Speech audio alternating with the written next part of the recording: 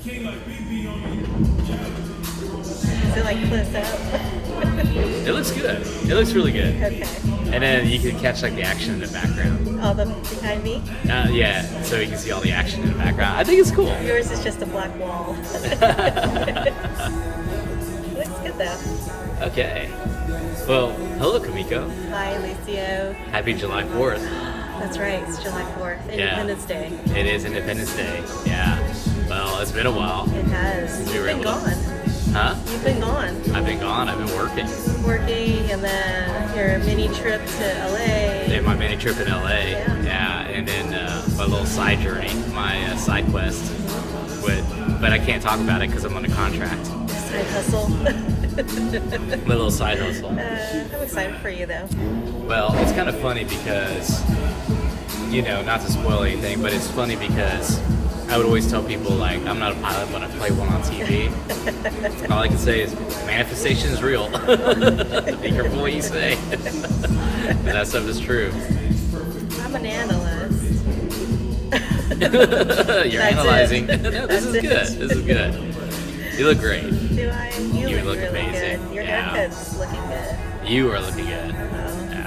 I like the haircut you got going on. Is that a haircut? I like the hairstyle you got going on. Good save. Yeah. So it's a little side journey. I wrote a book, another one. Okay. And I spent some time getting it published. Now I'm a little on the fence about it because, and I thought maybe we could talk about it because I actually used AI to help me write it, artificial intelligence. Yes. Yeah, and I'm not like publishing it proper, like writing it on my website. But what I did was I compiled it, and I'm selling it on Apple Books, or I'm actually listing it on Apple Books. Okay. So you can search my name, find it on Apple Books, download it, and e-publishing format. So cool. Yeah, and it's gonna be free. Like, and I thought like if I could do like if I did sell it, like just do like a token, like $1.99 or something like that, and then you can get it. Which I've noticed that a lot of people tend to do, but I want to talk about it because it's a little controversial because we have this new artificial intelligence that's helping people. It generates, right? So you prompt it and it generates out. And we do have this recent thing where people have been trying to write books and they find out later they're using artificial intelligence. So it wasn't actually them, it was... It started off with students. They've been trying to write their... what do you call those? Just everything. Letters of acceptance for college applications. Right. And I think a lot of kids are getting into trouble with it. Yeah. Because, I don't know how, but I guess you can backtrack it to see that it was an AI-generated writing. Yeah. But kids are getting conned. Well, I think the writing, the output it does, I think it's fingerprinted, right? So it's like, if you just do a generic output, what happens is that the first time you look at it, it looks good, and then and then you're like, hey, this is great. Let's just like send it out. Yeah. But then like the 100th or the 200th or the 1000th copy, they share very similar.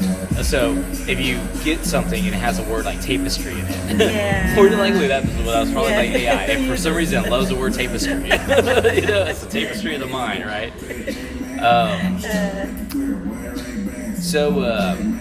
Wait, so when you were writing your short stories, though, your short book, did tapestry come into play? Not as much, because the more you use it, it remembers your preferences, and then it's like a machine, it's like a tool that you can fine tune. Now, what I like about it is that it can explore. You can use it to explore an incredibly diverse range of ideas very quickly. Okay. More so than you could do with the traditional writing process, where you just sit down, you got a blank sheet of paper, and you start typing it out, right? So if you do it that way, it takes a long time to get the creative juices flowing, and then you have the actual chore of like trying to write. So, for example, when I was writing my first book, To Pray, Fly, and Survive in San Jose, it would be 4 hours to get a page and a half down. You know what I mean? Yeah. And and that was me like typing, like really getting it out. Yeah. And the hours I spent generating that book was phenomenal. And then even then, I didn't really get the total satisfaction that I wanted. Like, because it became very clear that I didn't have the infrastructure and apparatus I needed to get I didn't have the support, right? So I didn't have the editors, I didn't have the artist. I was your editor. Huh? I was your editor. You were my editor, yeah. But it was really like but I mean, you weren't a professional editor, right? Like, so Right. You're working on the slide. I can't say, hey, Kamiko, here's 180 pages. Can you proofread it, right? And the thing with editors is like, even when I did go onto like the internet, right, and I found a professional editor, it turned out they were worse at English than I was. Yeah. Right? It was like some English as a second language student, right? And they missed stuff, right? So, like even the official copy that I have, it has typos in it, and it has just wonky stuff in it, right? Yeah. The artistry, right? So I needed pictures done, right? And then I was ready to support the community. I was ready, like, hey, I got money, I'll pay you, overpay you, this is what I need. And then what I ran into was that the content creators wanted to withhold their work if what I was writing didn't conform to the social justice movement at the time. Oh. Yeah, and that's what I ran into. So I was trying to so the people the very talented people that I was trying to get the work from, they were like putting a monopoly on their own skills if you didn't pass their little test of what they wanted, what they considered to be good art and bad art, and good ideas and bad ideas. Okay.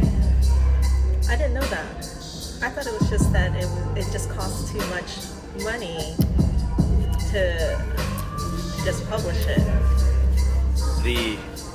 It was a little weird. You would think the money would be the limiting factor, but a lot of the content providers like to control the narrative. So if you're relatively new and then you're trying to like put ideas out there that don't exactly conform to like the ethos of what they're trying to push at the time. Now remember, this was during COVID, so things were like very strange. Okay. Interesting. Okay. So I wanted to go with like morals and values, right? And try to dig into that a little bit. And the idea was that I wanted to try to find write a book about morals and values. Now, come with AI, generative AI. So it's a little bit like a looking glass, right? You can ask it, it's like a well of ideas. You can ask it something, and it's going to generate something totally complex, totally new from a library of all this training that it supposedly has that you don't even know where it came from. So, for example, with the idea of doing parables, when I was working, I would run into these unique situations, almost like Aesop's fables, and then I would say, please write me a parable about the merits of like waking up early, or please write a parable about the merits of hard work, or not cheating your neighbor in something that you're doing. And it would write a complete, cohesive, awesome sentence. Like you would write an amazing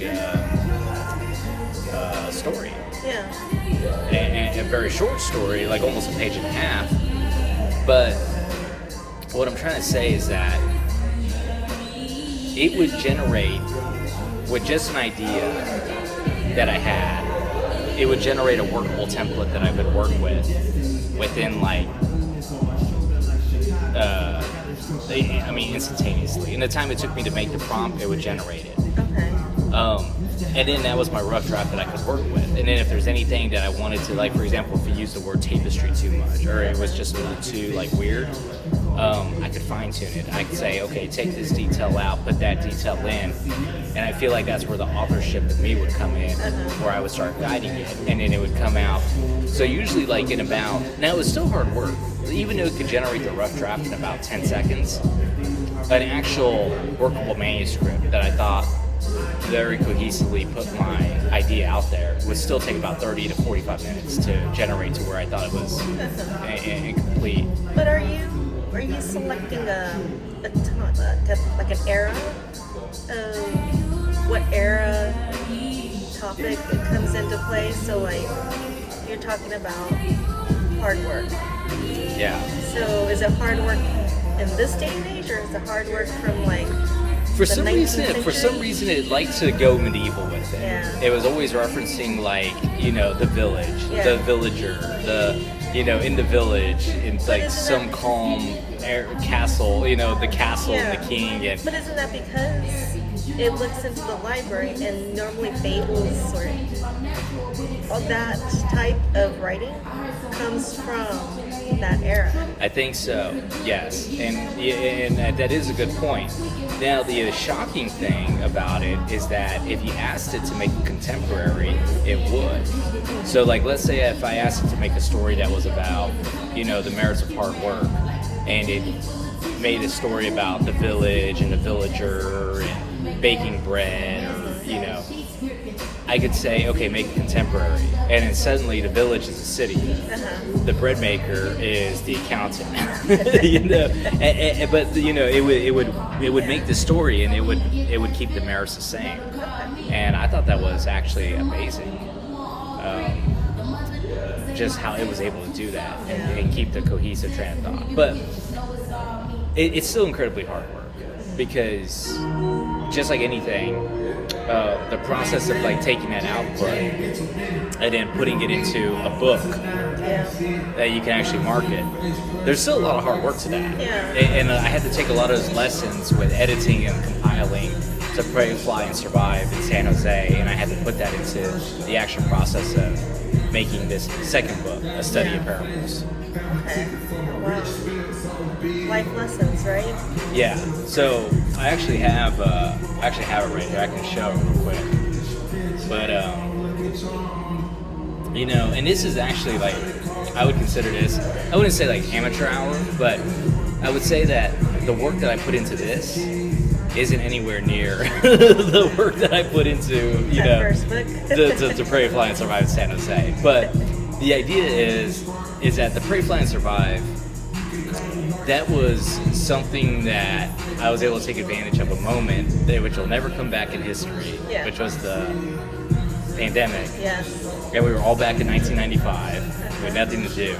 And then I was able to take that time and write the book. But now with having to juggle multiple obligations, how do I still get my creative cohesiveness out there in a way that still works with my schedule, where I'm not totally trying to where I don't have to quit my job and be like a full-time writer. Yeah. So anyway, I use the pages. So just right off the bat, it looks pretty. It's like a book. It looks like a book. Yes, when you open it, that's what it looks like. Yeah, it looks like a book. So it's a study of parables, right? So then you flip over, and then apparently I was supposed to put an inspirational quote there, so I put down the pursuit of knowledge is never ending. That's true. And then I put the prologue here, where I actually and in here in this prologue I actually discuss the idea of using artificial intelligence to help write the book, right? Okay. And the way I justify it is I say that it's like a tool, just like any other. Like you have authors that they use ghostwriters, they use they have this whole apparatus behind them, where the only thing that's associated to the book that they ultimately comes out is their name attached to it, right? But it's all ghostwriters. So I think we're still far away where AI can output like this complete Shakespeare play or a work of like Hemingway at a push of a button. Like we're not there yet. The AI just doesn't have the look back. The music's really loud. I love it. I hope this comes out. Well, I'll never be able to monetize this because of the music, but This is so Houston, right? Trying to have philosophical conversations. He's from Houston. Yeah, we're from Houston. But it's fascinating stuff because. But I say here in the first sentence, a study of parables is a practice using artificial intelligence models as a time-saving tool to aid in transferring complex ideas onto the medium of paper with the efficiencies of the machine language platform combined with the guiding hand of the human author acting as the invisible hand. So there's really no reason for authors to have writer's block anymore. Because they can have AI and kind of help them guide them back into. It's fascinating stuff. It's fascinating stuff because if you get caught into like this, if you get stuck, the AI can get you unstuck by thinking, okay, how would this character get out of this idea, or get out of this situation, or get out of this predicament? It's fascinating stuff. And even if you don't 100% use those ideas, I mean, how is it any different than having like your social group around you where y'all bounce ideas off of each other, right? So I think that's kind of a fascinating thing. Now, what I did notice with AI when I was using this is that you still have to do a lot of research though, right? Because the contextual look back window is not very big. It's getting better. The problem is that you can get about a good chunk of parables. There's still a lot of unknowns. There's still a lot of things that you can't control. You can't control when they update the system and it starts outputting formatting differently. That totally throws off, totally throws off the output, and it doesn't conform anymore to the medium that you're trying to transfer it onto. For example, it becomes too labor intensive, right? With the formatting, right? Because then you're trying to instead of taking something that is from scratch and you're writing it onto the WordPad and then everything's perfect and then you can format it to the format of the document, you have to take AI and you have to take what it output, transfer it into the document, and then you got to reformat the whole thing, and it can be too labor intensive. Okay. So sometimes I feel like getting ideas off of AI, it's a little bit like you're gold mining, or you're taking like a shovel and you're digging up ideas. And when you take these ideas and you dig them up, you're literally like digging up buried treasure. And this treasure is like the ideas that AI at that moment in time is going to deliver to you. But, but then the model changes or the model gets stale or you reach the end of that contextual look back window and then you're just digging up the same thing over and over. And such is like what happened with parables. So the parables were good at delivering a different one or delivering like a complex assortment of parables. But then eventually it kept referencing the same ones over and over. And then when I realized that I couldn't get any more out of it without being able to really prompt it, that's when I realized, okay, I might have hit the end of this particular book. So let me seal it up, put it out there, and then we're done. Okay. That's interesting. So even AI gets exhausted. It does. It actually does. Yeah, even it needs a break. In fact, I took an extended break when I came back. It was like, we were still working on this. I was like, yeah, we're still working on it. Sorry. Oh, wow. Okay. Well, that's pretty cool, though. How many stories are there in your book? So in this particular one, we have the table of contents. So we actually have 1, 2, 3, 4, 5, 6, 7, 8, 9, 10, 11. Okay. Over 76 pages. Oh, wow. So they're not too bad. And they're really good ones. So some of them we might have heard of them before. Some of them are short. Some of them are very long. Some of them are complex. Some of them are very complex. Yeah. And some of them are very simple. Some of them have origins in the Bible, and some of them have origins in like Aesop's fables, right? But it really surprised me with what it came up with. I mean, for this brief moment in time that I was doing the work with the AI, the stuff it was coming up with was very savory.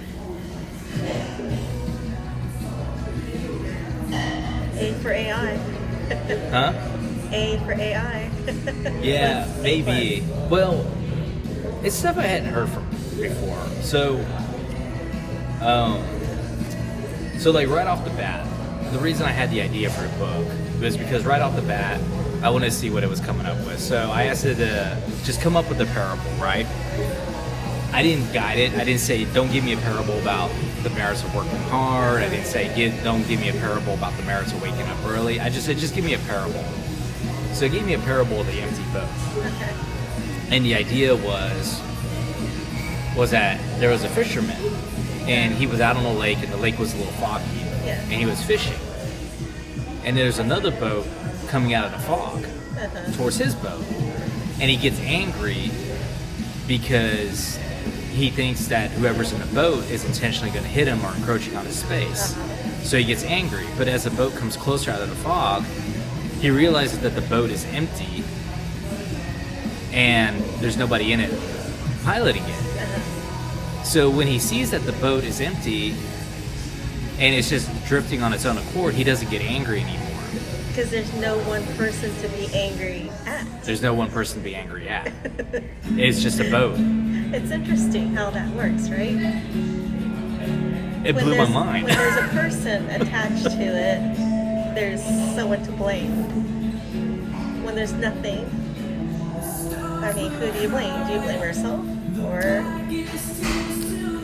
This parable just goes so deep. I mean, it just goes so deep. Like, it goes deeper. Like, you can take this parable and you can just keep unpacking it. Layers and layers and layers, right? Because you're talking about, like, the empty vessel concept, right? Because I actually had a conversation with it. I was like, okay, so what's going on with the empty vessel? Like, you know, and it talked about, like, it was almost like the boat analogy was for a person. And if there's nothing going on upstairs in the mind of the person, can you really be mad at the person, or do you just get out of their way? It's almost like it's a mirror. So if you're angry, you're really angry at yourself. Yes. If there's nobody else in front of you. Yeah. My life was a parable yesterday. But the traffic jam you ran into? From work to the traffic. Yeah. Getting home was a parable. 3 different parables. Three different parables in one. Yeah. So, and then, so one of the things it came up with was that it would associate some lessons to that also. So after the parable, okay, it would give 3 lessons.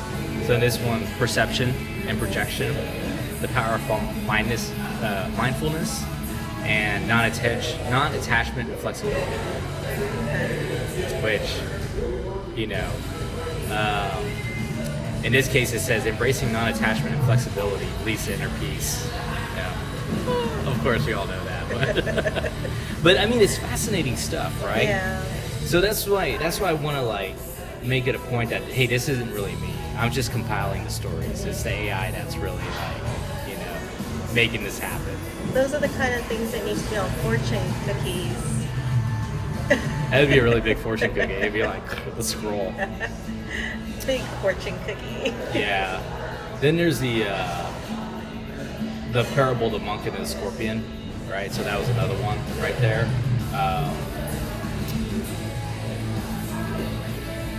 So I thought this one was a really good one. So it came up with the parable of the starfish story, Okay. which for some reason didn't load the pictures. So I got to go back and make sure that it did that. Took it away from you.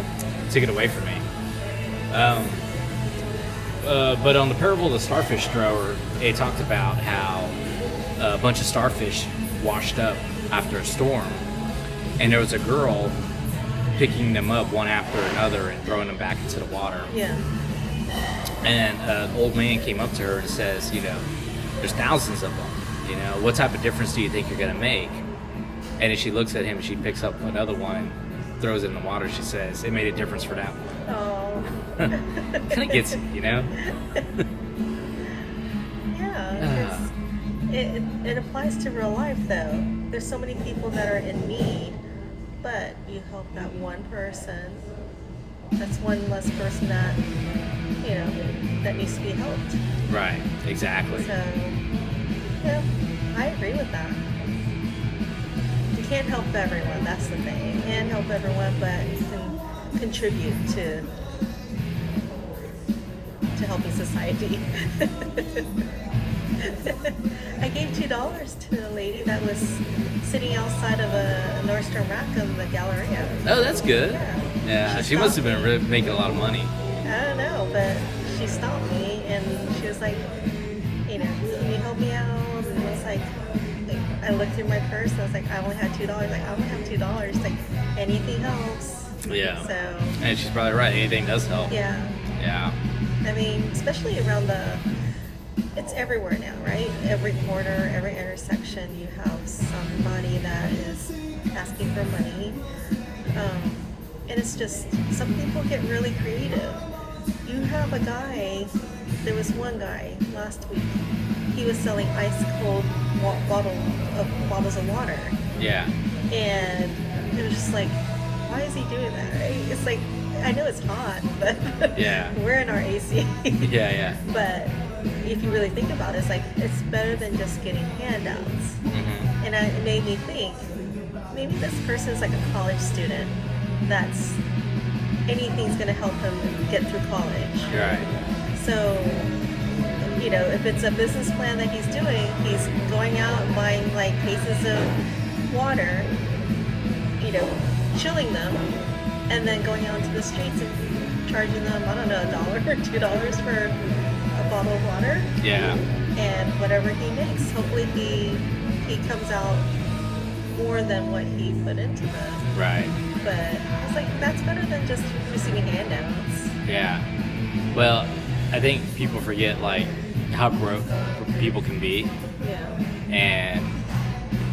And how detached people can be from the realities of it, right? Like, yeah. And as the cost of goods get higher, that level that you need to be able to make that initial hustle makes a big difference. You used to be able to buy a 12-pack of water for 99 cents. Yeah. Now a 12-pack of water is like $3.99, $4.99, $5.99, $6.99. It's just, especially during hurricane season. Well, the prices aren't even like, the prices don't even like, they're not even cohesively matched anymore. Like you could it's just all over the place. You go to HEB and a 12-pack of water could be $4.99. Mm-hmm. You go to Kroger's and a 12-pack of water could be $3.99. Yeah. You go to gas stations, $6.99. Yeah. So like physically wherever you're located, that could make a big difference too. But it's interesting how prices have just there's no threshold anymore. There's no set standards.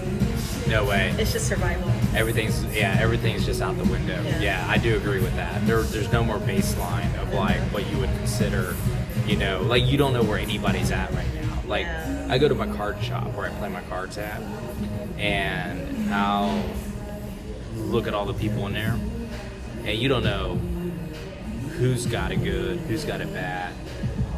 You don't know who's got $1 in their bank account and who's got negative $10 in their bank account. Yeah.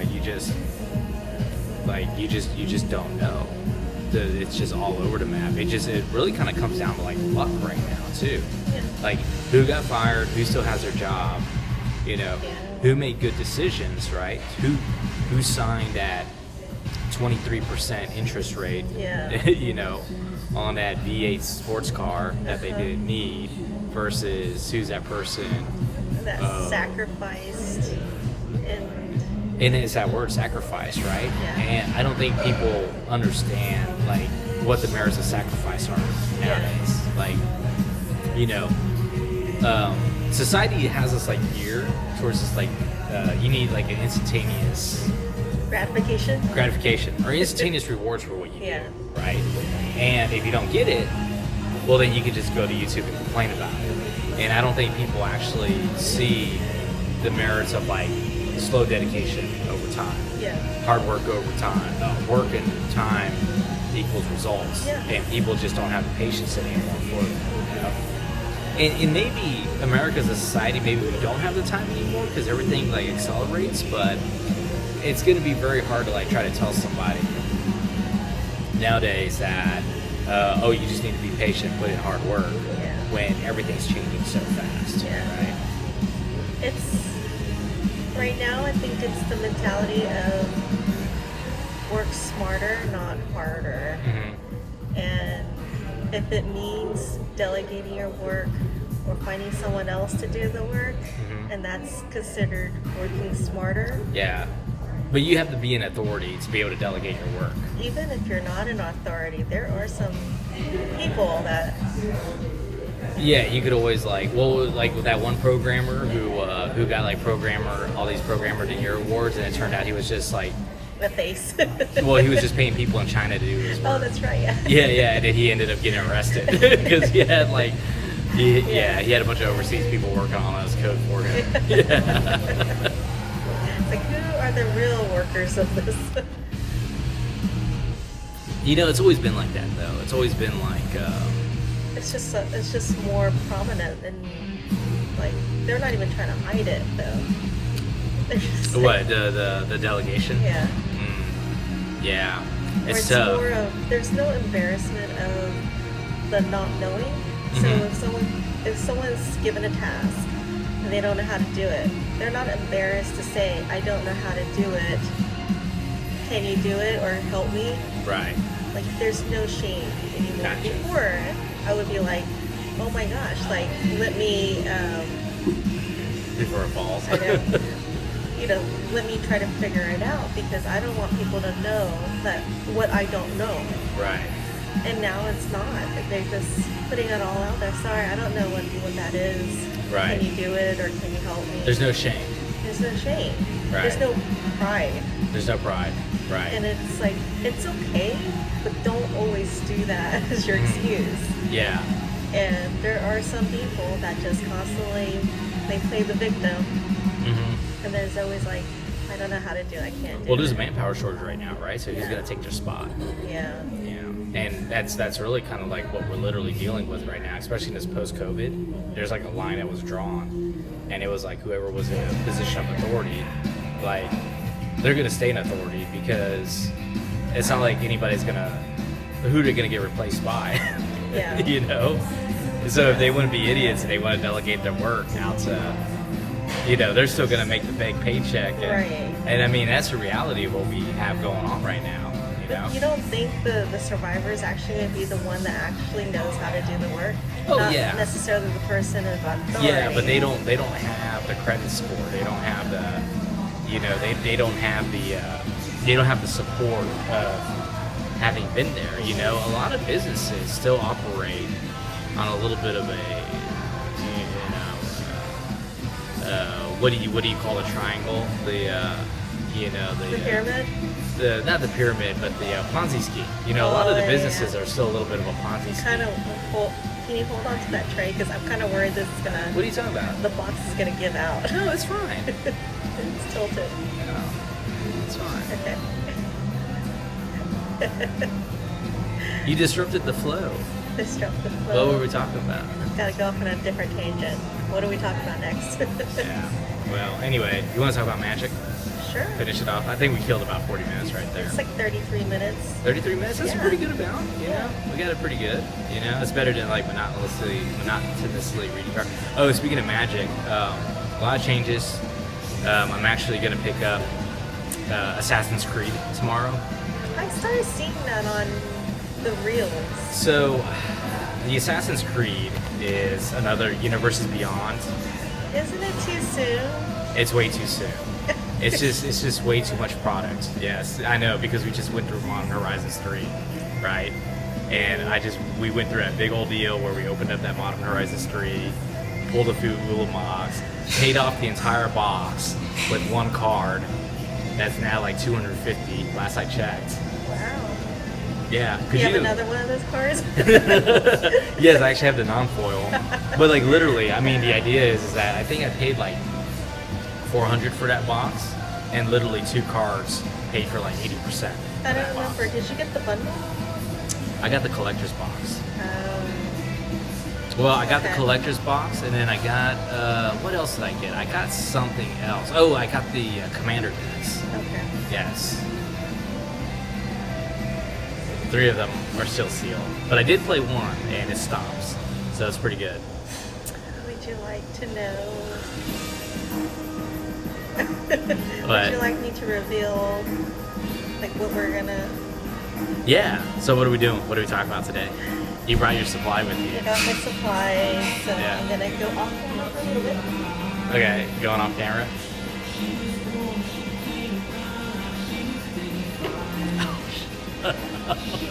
Are you for real? Where did you find it? Target had a whole bunch. Are you for real? 2 cents. You got two? These are $100. These are $100 a piece.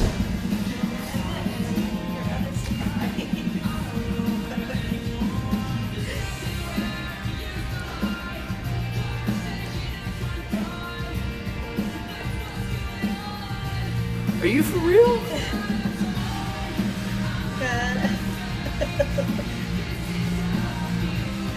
I figured you were going to keep one sealed and then one.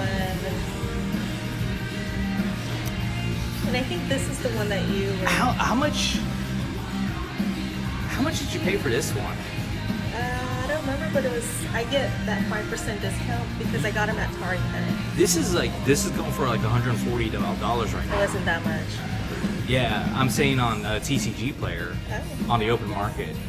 This stuff is like because you can't find this. Wow, you found it at Target? This is. When was this? This was when you. Oh. It was that. It was on a Thursday when I was feeling down because.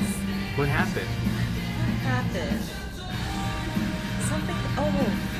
I couldn't find something at the store and I was upset. And so I went to Target thinking, oh, that's right. It was when my mower went out and the weed eater went out, and I was so distraught. I got it back. So then- I bought your mower. So it was that back. Thursday before you bought the mower because you were on your trip. And then that Thursday night I stopped by Target because I was depressed. And then I just happened to find all of these. And I was like, you know what? I don't care. I'm just going to get it. 'Cause- Kind of like how I felt when I got the mower. I was just like, I'm just gonna do it. That's incredible. Yep. Oh my god. Gratification. Oh my god. So I know you didn't need the whole set, but I figured one could be for you to like keep it sealed, and the other one's to open it up. Because which one did you open? You opened this one, right? No. I opened. You see, I haven't opened them all yet, but I did open this one, Okay. which was the. What is this? I think this is a Graveyard Overdrive. I almost said Graveyard Pack, but Graveyard Overdrive. This is a very good deck. They're all very good. And then this one was the next one. The Eldrazi. Yeah. Yeah, this is the one that immediately got marked up. That's the one that creeps me out. Well, they're supposed to creep you out. They're not friendly creatures. They're they're all consuming. And then these other two, I think there are plenty of it. So. Yeah. But I figured get the whole set. This is the hardest. This is the next hardest one to find. Really? Mm-hmm. Okay. Yeah, she's out of stock. Very very hard to play. Eldrazi's are always going to be out of stock. Anything with Eldrazi's on it. You can still find them hanging around. You know. Very good to play, but maybe not like the killer value. Yeah. But So on top of that. wow. This one Eldrazi deck probably pays for the whole thing, actually. Well, this really? one Eldrazi deck probably pays for most of these other ones. Okay. So I did find it. You are a mad woman. So, and then just for fun. Kamiko, is there something going on you're not telling me? No, because I was so depressed that day. I was depressed for like that whole week because the mower went out first and then the weed eater went out. Oh my god. You're like, you should be depressed more often. Yeah. I think I felt helpless because I didn't know what Did you to feel do. helpless? Yeah. Because I could have bought the mower again, but then I was like, Hey, I can't carry it. Yeah. But then I ended up buying it for you. And you set it up for me. And I set it up for you. I was like, oh my god, it's so perfect. That's crazy how that All I was works. missing was a bow. I never knew you bought but I didn't know you bought this. It was like that the night before. Oh my god. The whole So it's like, okay, so you can think of it this way, like, well, people don't know about the mower. So should we bring them up to speed on the mower? Oh, we could talk about the mower. Okay, well, I'll just do a quick cliff notes on it. So, Kamiko, about a year ago, right? Mm-hmm. He bought one of those Echo mowers. Yeah, the Ego. I keep calling it Echo. It's an Ego mower. It's one of the battery powered ones. I loved it too. Yeah, absolutely amazing. About $600, $500 you Yeah. paid for it, right? Okay, broke, right? Yeah, I think it's just I think you can fix it, and you probably have to. But the fact is that it broke, right? Yeah. And it shouldn't have broke. So you're upset about it, right? Mm-hmm. And then and I didn't realize, like, I think it was in that moment that you were telling me that I really figured out how important this mower is to you. Outside. It's summer. Well, I grass. didn't realize like how important a mower was to you. You know, it was like something you really needed in your life, right? So then, so I get off of work, and I think this was like, when was it? Friday. It was a Friday, 2 weeks ago, right? And I don't know why.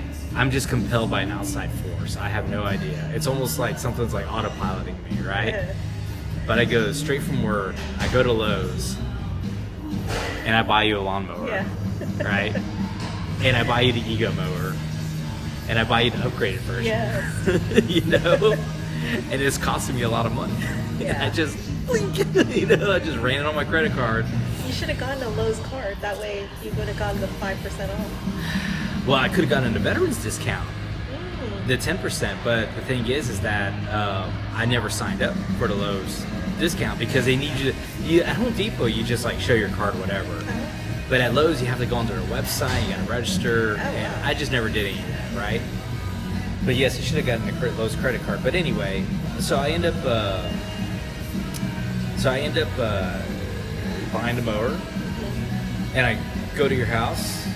Your mom's like, "What are you doing here?" I'm like, "Don't worry, I'm okay." I'm okay. Go into the garage. I like pull it out and I set it up Yeah. for you, like, and I just leave it there in the garage. Yeah. So. And during the whole day, I was telling everybody at work, because they were like, well, what are you going to do this weekend? It's like, well, I have to go fix my mower and Yeah. figure it out. I think it's just a wire. And they're like, okay, well, good luck. Like, kind of thing. So I left early, or on time, I guess. Get home, and then my mom was like, oh yeah, Lucy came over here. I think he fixed the mower. I'm like, oh, okay. And then I'm like, look at it, it looks exactly the same. I'm like, fix it? I don't understand. And then I see the box that's on top of the recycling bin. Yeah. I'm like, oh my gosh, you got a new one. And I'm looking at my mower that's like propped up against the wall. Yeah. Oh my gosh, you bought a new mower. And Yeah. that's when I was texting. I was like, oh my gosh. Yeah. You Yeah. should have. But then I told my mom, like, she's like, what? Like, it's so expensive. She didn't say give it back.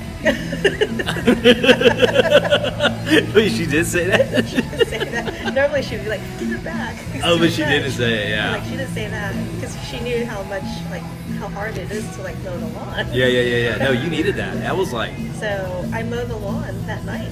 yeah, Friday you did. And then we hung out all next day, Saturday.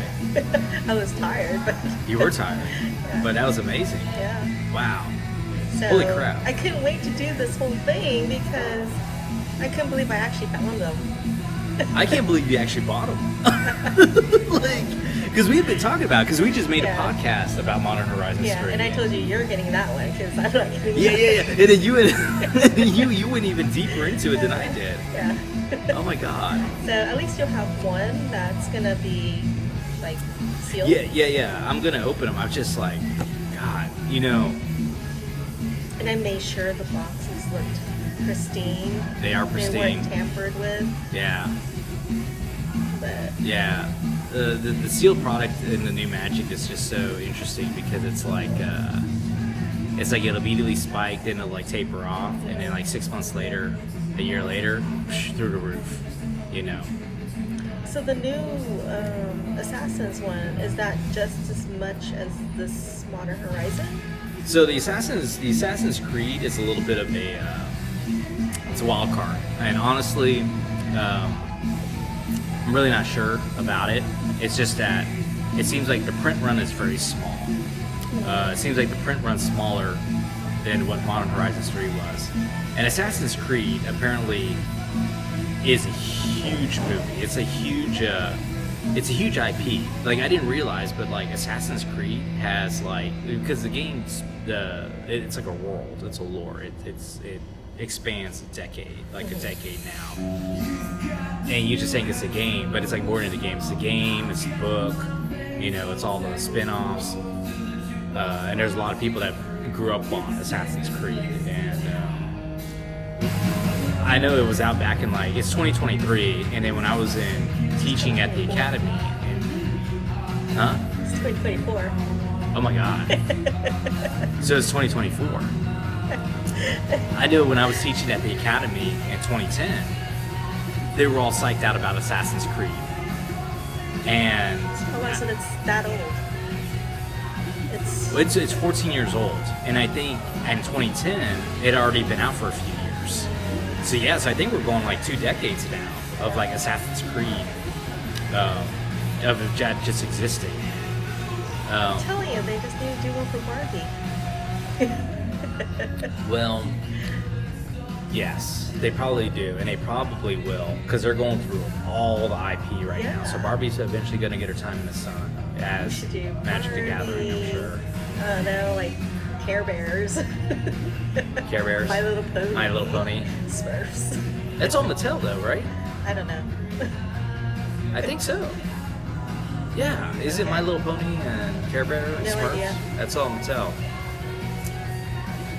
Well, I do know that the card shop right up the road, they have 2 collectors boxes waiting for me that I can pick up on Friday, and they're $240 a piece, and they're already on the market at TCG for like $290, $300 a piece. So I can pick them up and I can immediately resell them and make a $70 profit on each if I wanted to.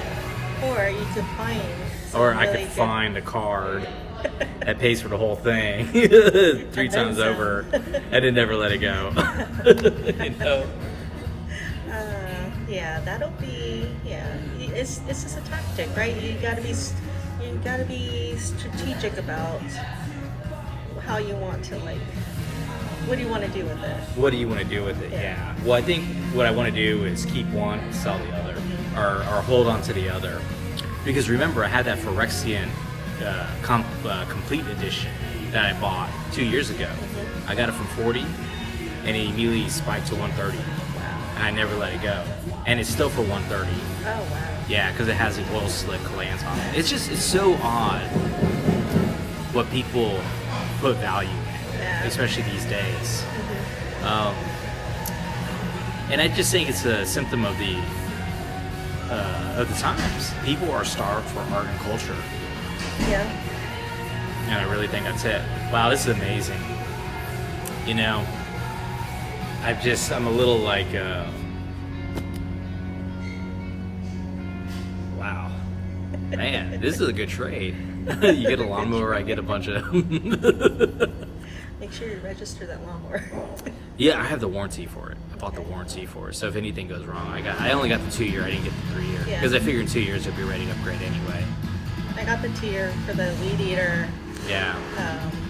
for Home Depot, so they told me just bring it back and then we'll replace it. Yeah. Swap it out. I'll probably open this one. Because you don't have that one. The bundle's nice. I like the I boxes. have another one that's Yeah. How much, if you don't mind me asking, how much did you pay? Was it 99? I think these are 99. It might have been 99. Yeah, I think the But then bundles I are get 99. that 5% off. You know, all this stuff's gone. You can't find any of this. Really? You can find the play There's like boosters. a bunch. Not anymore, probably. Yeah, they just got the stock in. Man, that was, so you were depressed. The mower broke, which led you to Target. Because I actually went to Lowe's and Home Depot before going to Target. Yeah. And They were probably putting it on the shelf. Did you get weird looks as you were buying it? No, because I did the self-checkout. Really? I got weird looks Well, you know, for Target myself with the... Target tracks all that. They track all your sales. It's all forensic. So they're She like, does what got her not into look like those it. cars? They're like, that is so odd.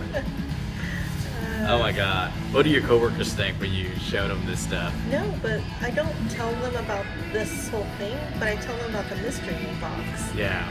And they think it's a great idea, and they thought it was a great idea, but we screwed that up at work. Yeah. Well, you know, it's like, what is it? The U Pentagon War did a little bit. The box turned into a bag. It was awful. It was a smoke show. Well, you know, once everybody puts their what into it, it turns into mashed potatoes. I won't claim that one. Oh my God! Wow. Well, this is pretty good. Yeah. I don't think I'm going to open them. Not Maybe right now. next time. Next yeah. time. I'm going to hang on to them and too much product. So it's definitely time to like start selling it, reselling it, making some money back. Or maybe I'll keep it forever. We'll see. It'll be a $1 million product. I think you know, we're in a new era of this stuff. I really do, because I think like the old magic, right? It was just like a bunch of like it was like a lot of like I think it's like a lot of boomer nostalgia. Like, oh yeah, and the fact that they like sold all their cards back in the 90s. Like, you know, we had it was this idea of like things that were worthless suddenly becoming worth a lot of money. But now that's kind of like fading out again. But now we have like this new product, this new era where like, you know, since the currency's weak, it's like everything's getting pushed into this stuff. You know, like a physical manifestation of the currency. Like I said before, and I'll say it again. You know, Hasbro, Wizard of the Coast, they're printing money. Yeah. Like this stuff is an alternate currency. Yeah.